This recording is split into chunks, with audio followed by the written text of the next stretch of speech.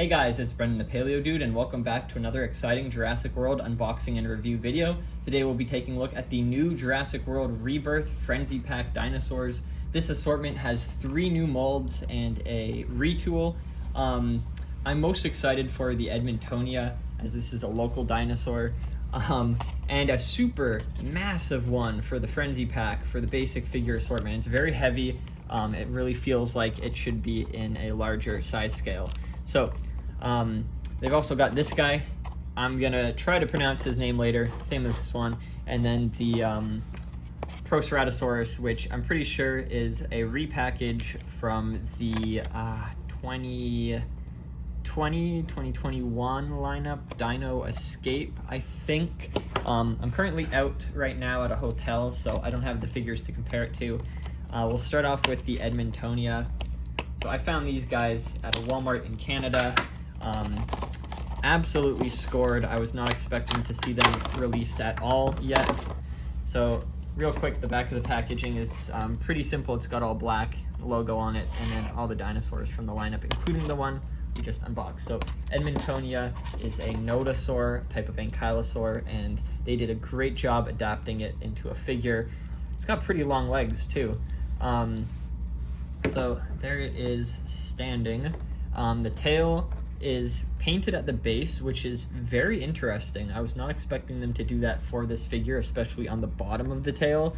I was more expecting the spikes to be painted, so that's pretty neat that they did that. They didn't have to. It also kind of fades into almost like a gradient.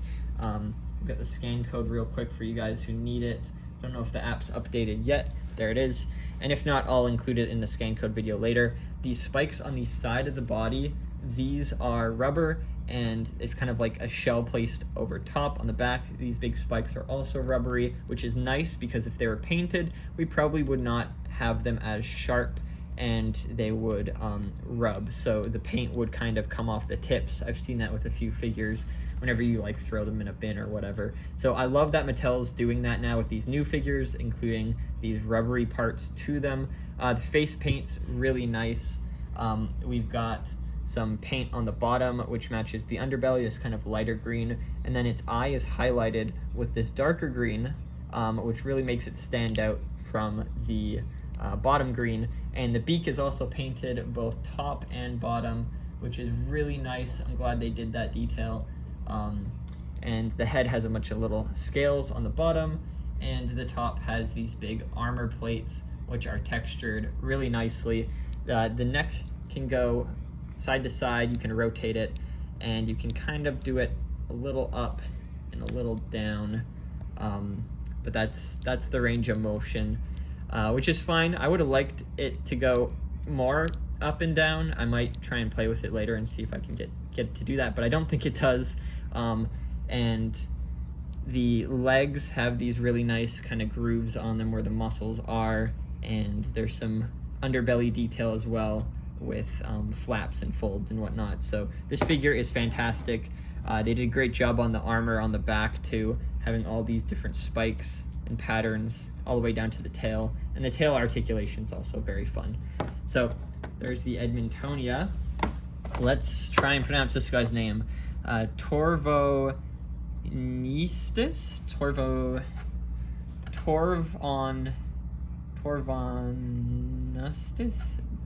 Torvoneustes. We'll just call it Torvoneustes. So this guy looks like an aquatic croc. It's very interesting that they chose this among other marine reptiles to do, but you can see on the package it's got a watery background with these big rock islands, and there's a kind of scheme to these packagings where they have sky, water, or ground for the different habitats that these animals lived in.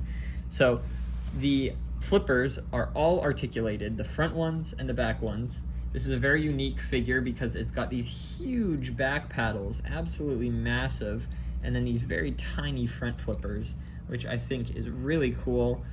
They've got these kind of holes in the paddles, which show that it probably got them while fighting other aquatic animals.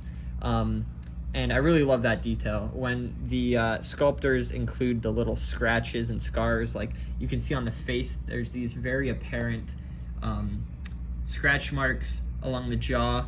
So maybe it attacked something that fought back. I think that's really neat.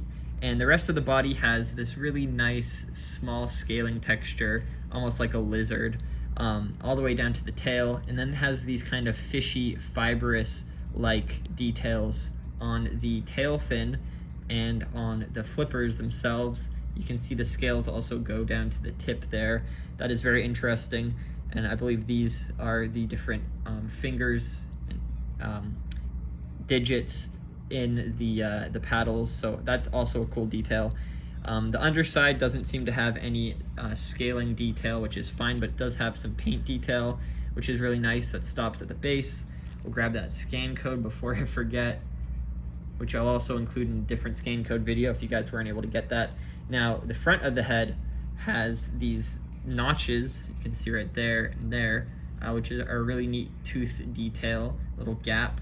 And then the teeth themselves are painted this time. They're not a separate plastic like on other dinosaurs from this size range, like this guy here, which are rubbery. So that's interesting that they had to do that, but I think they also had to do that for the Proceratosaurus. So these smaller teeth, not rubber, which is fine. The head articulation is very neat. You can rotate it up and down a lot. Oh my goodness. Here, let's zoom out.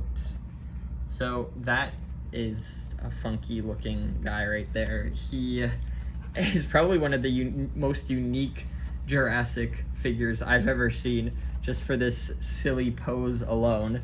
You can also pose it upwards, so it's attacking from the bottom, which is really neat.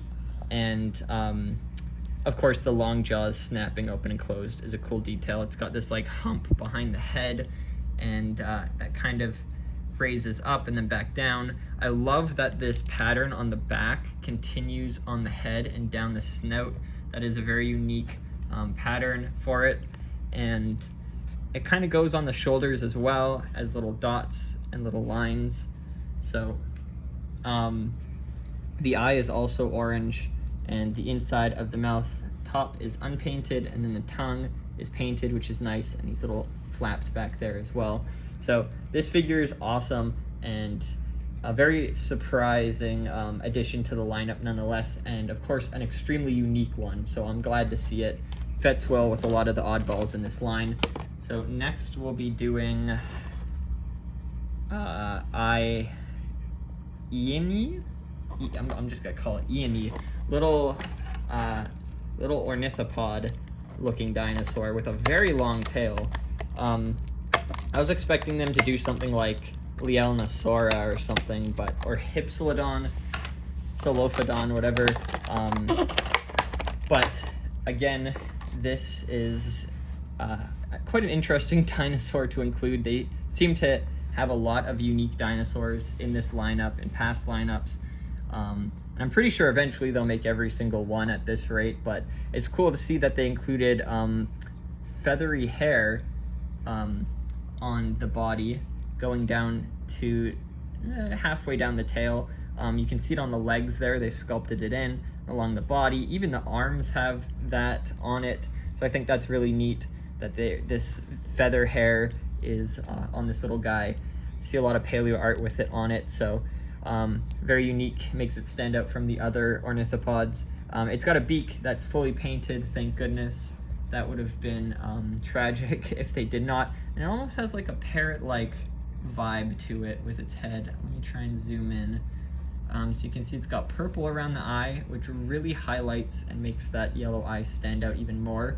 And the beak being painted darker shade than the head makes it stand out a bit. It's almost unnoticeable in certain light, but it is pretty dark in here. So, and the colorations are yellow, kind of like this weird dark green, and then this really dark blue, and then bright purple or magenta, and then this dark on the beak. And it has 4 claws on the front hands, so that's really neat. And this little guy has a range of motions. You can make him stand up like that, or down. Probably, let's see, on all fours. The head up, yep. So that's really cool and probably great for photography. Very detailed little dinosaur, and I don't know if we did the scan code for that, so we'll quickly grab that. There you go, if the app's updated, hopefully. Next, we'll do the Frenzy Pack Proceratosaurus. This guy, I'm pretty sure, is literally just straight up a repackaged figure that we've seen in the past, but I got it just in case it's not, so I can compare it. And I think the scan code, yeah, is the same on the foot. So it might have a new scan code compared to the older figure of it. There you go. This figure's got the basic articulation. The arms can go up and down. It's got paint all the way from the top of the jaw to between the legs. And I do like how spindly it is. It's a very thin dinosaur. All of its limbs are very long and slender. And the coloration is really nice. It's got this dark blue with this dark brown on the top that goes all the way to the tip of the snout, and then this orange over top of the eye, and then this really large yellow eye. Huge chompers. The inside of the mouth is painted along with the top of the mouth. That's a great detail. Usually they kind of skip out on that on most figures. And it's got some really nice skin detailing on the leg, down the tail, and around the head. And it's got a little Ceratosaurus-like nose bump there, which is probably where it gets its name. So these figures just hit stores in Canada. I picked them up at Walmart. So be sure to check out your local Walmart if you haven't already. And if you haven't yet, check out my previous videos on the other dinosaurs in this lineup, including some of the bigger ones if you haven't. And stay tuned for new videos. I'll be uploading more toy hunts, showing you guys what I've been finding, and scan codes, unboxings, and more. So hope you guys enjoyed, and I'll see you all in the next one. Bye-bye.